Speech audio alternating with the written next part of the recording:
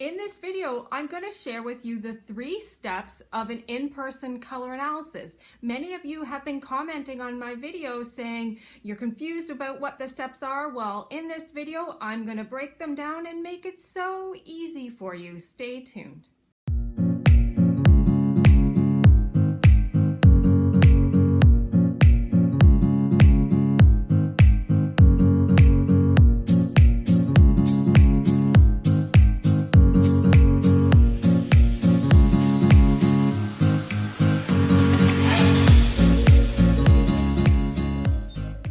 Hey everyone, I'm Carol Braley of carolbraley.com. I have been battling a nasty cold lately, and so if I look red and puffy, well, I am red and puffy right now, so deal with it. And I don't wear much makeup, and I don't like to wear much makeup, so I'm not gonna cake my face in makeup to hide the fact that I'm red and puffy. So sorry about looking red and puffy on your screens. So this video is about the 3 steps of color analysis. I've been reading online about people being confused about the steps and what have you, and so I'm just gonna break down what the 3 key steps are in a summary fashion to hopefully help you eliminate the confusion of what the steps are for color analysis. So I just also want to recap, first of all, what is seasonal color analysis? So seasonal color analysis looks at your underlying quality of coloring to arrive at what value, intensity, and undertone of colors make you sparkle. And so there's several reasons why you do that, and you can see some of my other videos on that. But I want to break down that seasonal color analysis has a significant history behind it based on science, logic, and objectivity. And so if you are following any other system other than seasonal color analysis or relying on any other test other than seasonal color analysis, I'm not suggesting that information is wrong. I'm just suggesting that before you go out and spend time and money implementing those results, just be clear about what the system is based on. Is it based on valid information? For instance, the vein test. I'm not a fan of the vein test. I've seen so many people who have warm undertone who have blue veins, particularly around their wrists. So, just really question before you go out and spend your time and money on implementing information for makeup colors, hair colors, clothing colors, etc.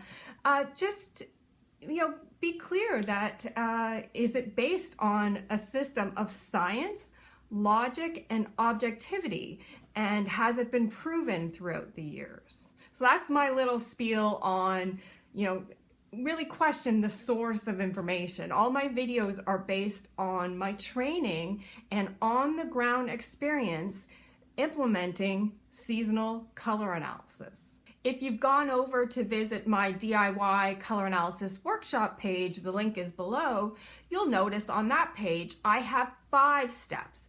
And those extra 2 steps, because there's 3 steps I'm going to go through in this video covering color analysis, the extra 2 steps on my DIY page just helps you further validate your results based on the science, logic, and objectivity of seasonal color analysis. So the 2 additional steps because I've added into that process because you don't have the training and experience that I have on the ground implementing color analysis. So I've added those 2 steps just to help you further validate the results that you've arrived at for yourself. And like I said, using the system of science, logic, and objectivity that's been proven throughout the years with seasonal color analysis. Okay, so now I'm ready to cover off in a summary fashion the 3 key steps of color analysis that I use for every in-person color analysis appointment. Step 1 is to decide whether you or my client leans cool or warm. And so that would take some of the cool colors. So these are all cool colors, medium value, medium intensity range, and compare them to some warm colors. So warm undertone, medium intensity, medium value range. And I also sometimes use the silver versus gold test to decide undertone as well. So that gold is warm, silver is cool. And so that's step one. And I've done so many videos to cover off whether you lean cool or warm in terms of your skin undertone. So I'll include a link to some of those videos below if you wanted to self-color analyze. So that is step one. And step two is if you lean cool, you then test for summer coloring. So cool undertone, medium to light value, soft intensity versus winter coloring. So medium to deep value, cool undertone, bright intensity typically.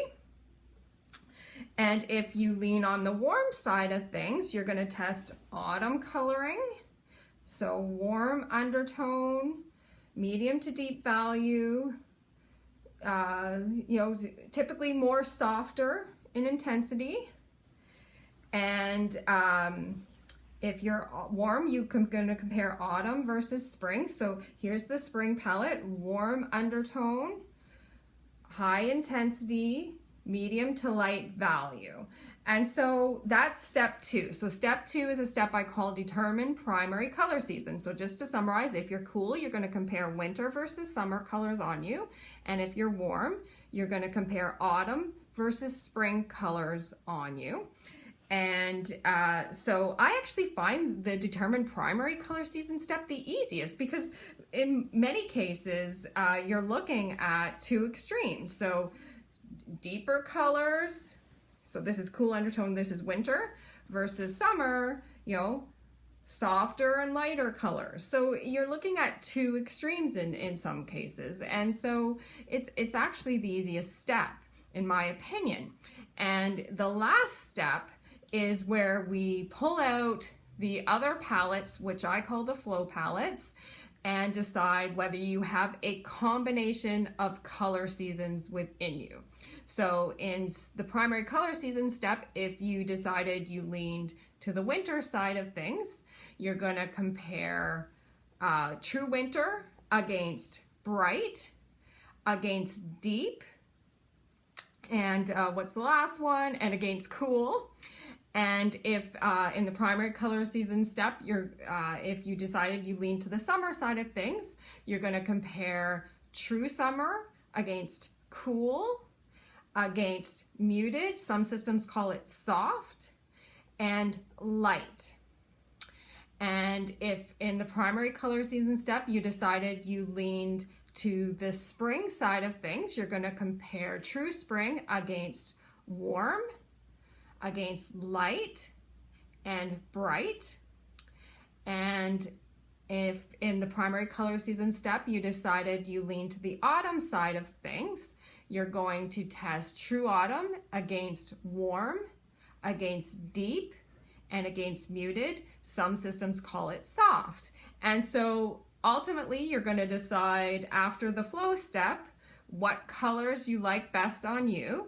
And so let's say, let me walk you through an example. Let's say in the first step you decided you have a warm skin undertone, primary color season is autumn, and in the third step, which is the flow season step, you decided you lean to the warm side of things. You would pair the warm palette name, which is a combination of autumn and spring coloring, with the primary color season name. So that's warm autumn. Let me walk you through a cool season example. So let's say in the first step you decided you leaned cool, your primary color season is winter, and in the last step you decided you leaned to the deep side of things, so a combination of winter and autumn. You'd be known as deep winter.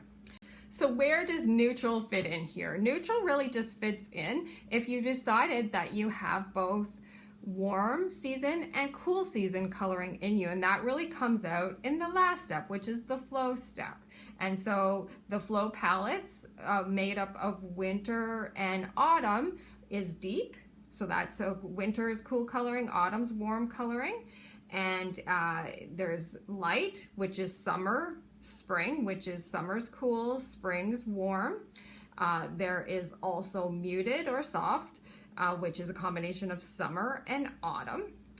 And there is also, what's the last one? Bright, which is winter and spring. So neutral really just comes into play if you're a mix of cool and warm. And so in the primary color season step, if you decided you lean to a cool season and you belong to deep, light, bright, or muted,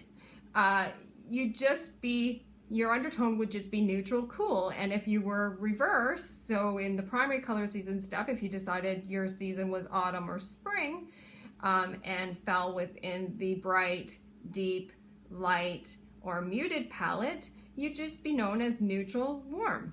So those are the 3 steps of color analysis. If you're interested in what to look for when comparing colors on you and what colors to compare on you, head on over to my workshop page. I definitely walk you through a whole bunch of detail on there and add on the 2 steps that I recommend for the do-it-yourself color analyzer. So hopefully this has cleared up any confusion you have on the 3 steps of color analysis. Happy shopping. Have a fabulous day.